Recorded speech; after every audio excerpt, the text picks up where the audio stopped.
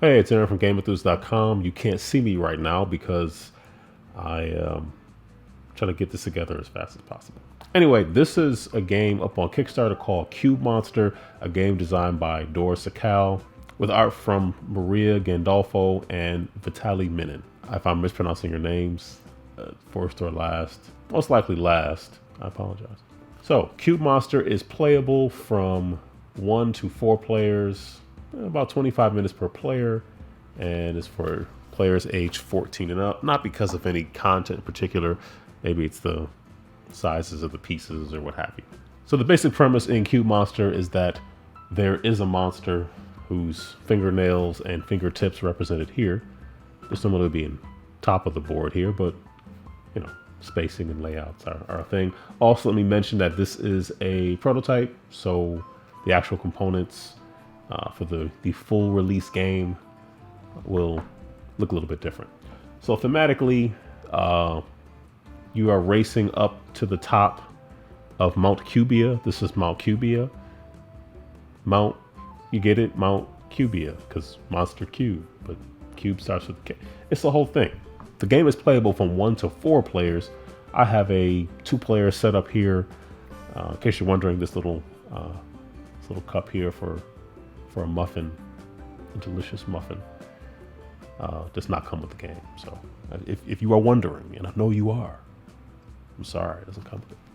Anyway, I have Saranga and Daga.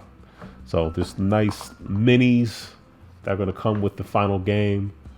So this is Saranga and this is Daga, I guess. It just feels weird to say, but yeah. Assuming Daga is from a fishing tribe, whereas Saranga is from a mining tribe. All the 4 characters are from different tribes who are trying to appease the monster to get rewarded, yada, yada, yada. The other 2 characters are Gorenzo and Eve. As far as I know, everybody pretty much has the same abilities. I hope I'm right. Let me explain how the boards work. You have a free cube area right here, which is where your cubes are going to go. Everybody starts off with 3. You can have a max of 6. But you have to discard down at the end of your turn. You also have a default ability to turn 3 of the same color cubes into 1 of any other color. You have a factory. You start the game off with 2 factories of different colors. When you have a factory, if you have 1 of a color of a factory, that makes sense. So let's say I have 1 yellow factory. If I acquire a yellow, you'll see how that works. The factory allows me to get an additional yellow cube right from the bag. I don't have to search for it. I can just pull it out of, the bag. I didn't mention the bag. So you can see the cubes, right? Not only can you see the cubes, you can also hear them.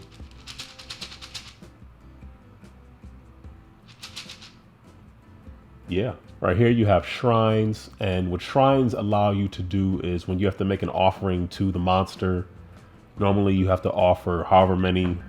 This die rolls. This die has 2 1s, 2 2s, and 2 3s on it. You have to offer up the monster. If you have to offer up more than 1, you have to offer up different colors. The shrine allows you to offer up duplicates of a color. So that's the shrine.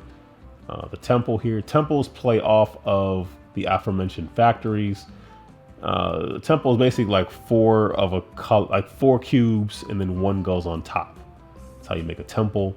And what that would allow you to do is you can play the color of the top of the temple off of the same color of factories and kind of activate your factories to earn even more cubes. As I said before, it is an engine building game, and that'll be part of your engine. The marketplace right here, this is just 4 of the color cubes all lined up. Doesn't matter what order really. And this just improves your exchange rate. So this lets you trade in 2 of the same color for 1 of any other color, which is better than 3 of the same for 1. And then the statue allows you to get reward cards. So yeah, so reward cube, reward upgrade, reward trick. That's how the boards work. And then you have some little tips here to help you remember stuff. These down here are called super cube cards. Whereas if you have constructed the the buildings at the top of the card on your turn, you can earn those cards. And then these are just wild color cubes, which can be used. These are called wild cubes. So you have 1, 2, 3. You see they're harder to get as you go along. Also, you can't create everything. At the beginning of the game, you can make factories and you can make a statue. Those are the only two structures that you can create at the beginning of the game. As the game goes on, you'll be able to make a marketplace. You'll be able to make a temple. So once you get to this point, you're able to create all the different types of structures. It might be a little hard to see, but as you move along, you get these rewards, and these rewards also, at least up to here, are adding additional structures you can create with your cubes. There's always 1 super cube cards out until, I guess they're all gone, but then there's 2s and 3s. This is where you would actually feed the monster. You would offer things up to it. And once you complete a row or a column, you have to make an offering, which is where you would roll this die, and that would indicate how many cubes have to be offered up to the monster. And cubes are your resources. They're how you're going to build your engine to be able to get more cubes. Also, when I mentioned moving up through Mount Cubia, going from 1 to 2 requires you to give up a purple and a teal to get these. Going up to level 3 requires you giving up a yellow, a purple, and a red to get these abilities. To get allows you to take a super cube card, to take a purple upgrade, and then the ability to build the aforementioned temple. And if I didn't mention it earlier, normally the boards will not be right next to the main board, because as you get abilities, you would tuck them underneath the board to kind of show you things that you can do as you acquire more upgrades and things. So this is just for spacing, if you will. I've been talking a lot. Let me just kind of show you how I guess the game might go. So for a 2-player game, Saranga will get a red factory, yellow factory, and Daga, Daga would get a yellow and a purple factory to begin the game with, and then you would put 4 random cubes into this. So this is kind of how you indicate who the player is, who's going.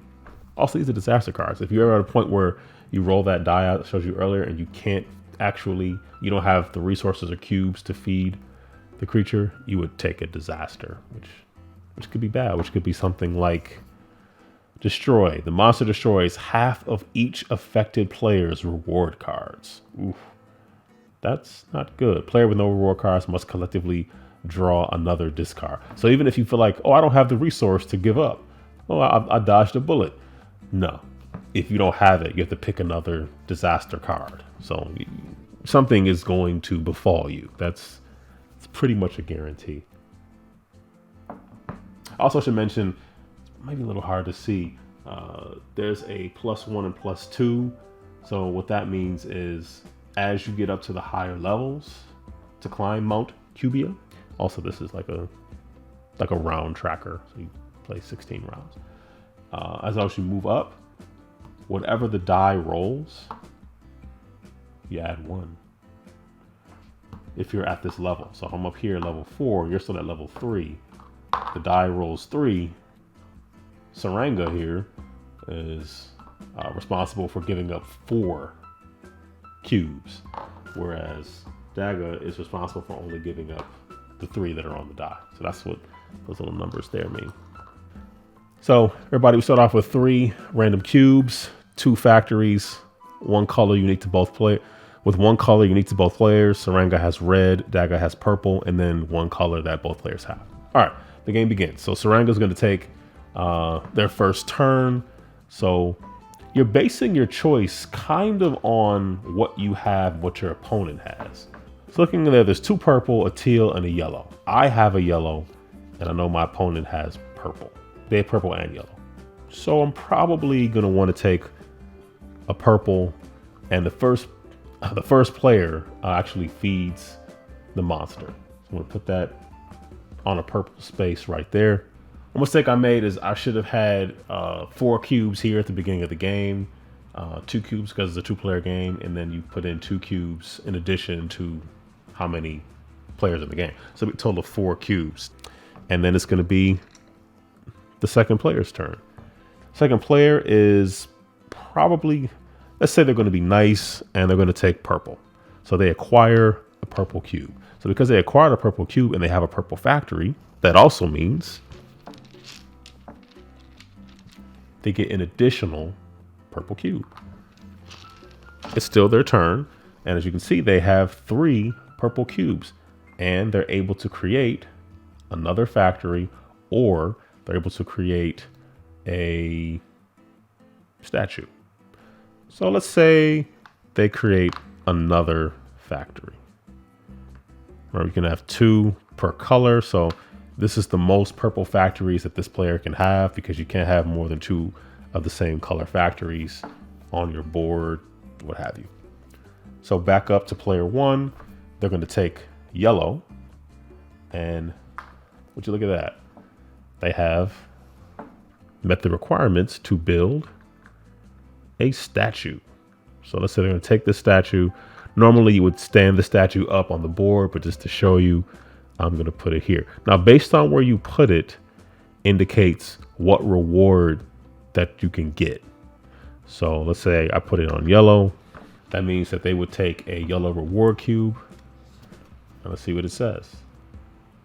It says, choose your cube. Take a cube of a color you choose from the bag. And also this little icon means that I'd have to do this on my turn.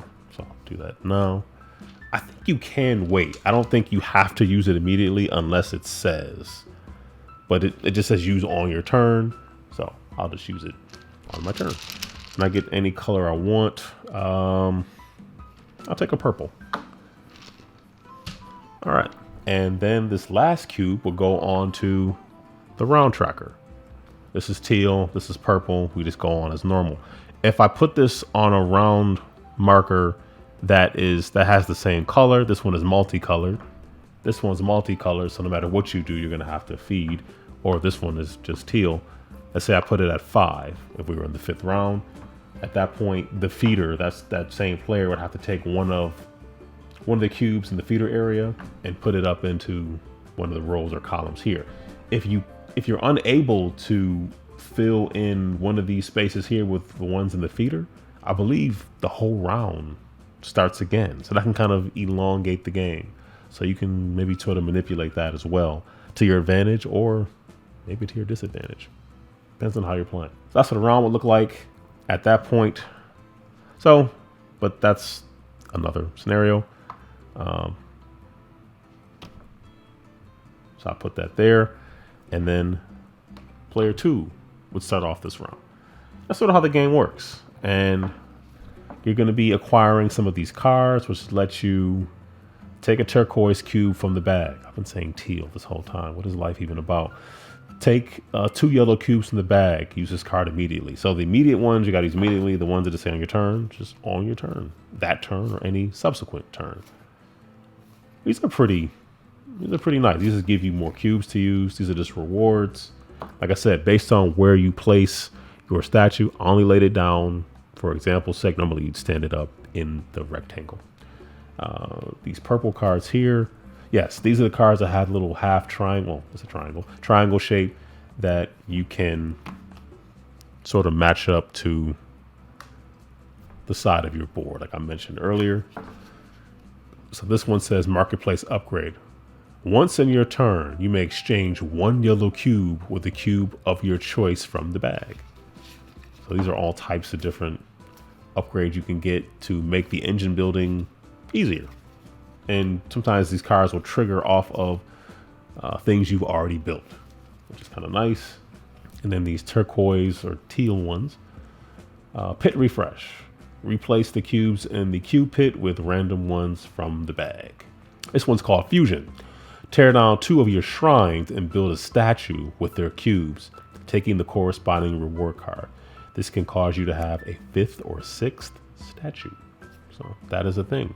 Paint Job. Change the color of one of your factories, shrines, or temples using cubes from the bag. This could really come in clutch. You know, if this is a color you just don't have, you have multiples of another, you could switch it out. And that's how the engine building works. You can be placing things here to get these cards, and you definitely want to have shrines. So shrines are a thing. In order to move up the levels to get to the top, you need to give up cubes and more cubes as you go up. Like to get up to level 6, you have to give up 2 of every color. That's a lot. It's a lot to give up. But along the way, but you can use some of the wilds to pay for the requirements for some of these as well. So as you're making the structures, if you fulfill the requirements, you can get these cards and then make it easier to pay, which is kind of nice. You can, I believe you were able to use these to pay for the offerings, and then of course you can pay to move up the mountain as well. And that is my overview of Cube Monster. Cube Monster is currently up on Kickstarter, but not for that much longer. So if this is something that you think is interesting, I highly recommend that you check it out. But yeah, Cube Monster. Link in the description.